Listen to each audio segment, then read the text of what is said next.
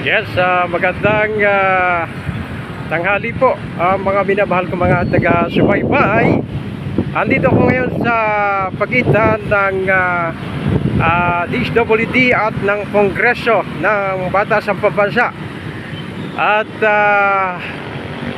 napansin ko na handang-handa na ang gaganaping SONA bukas, araw ng Lunes. Huling Lunes ng buwan ng July, gaganapin ng SONA ng Pangulo.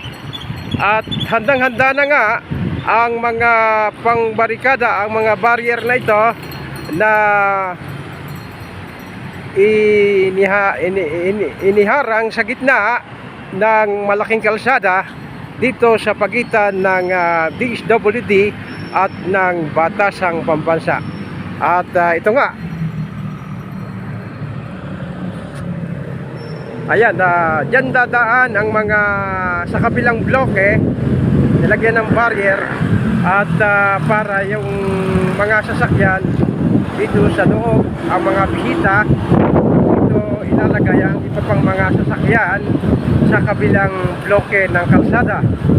At yung kalsada na nasa kabila na nilagyan ng barrier ay para naman sa mga bihikulo na dumadaan na nanggagaling naman ng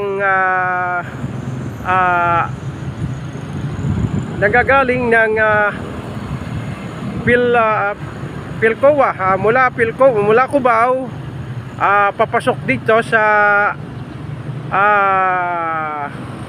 anong kalsada ito, sa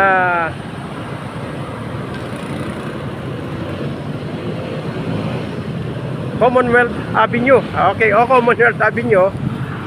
Papasok yan dito sa may Sandigan Bayan. Papasok naman ng IBP Road, patungo at palabas ng Letex, at papunta na rin Fairview, palabas ng Fairview, Quezon City.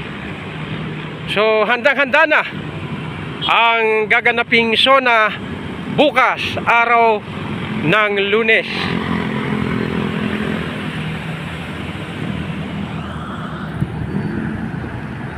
Yan, at maraming salamat. Thank you for watching. Mabuhay po mga minamahal kong mga taga-subaybay.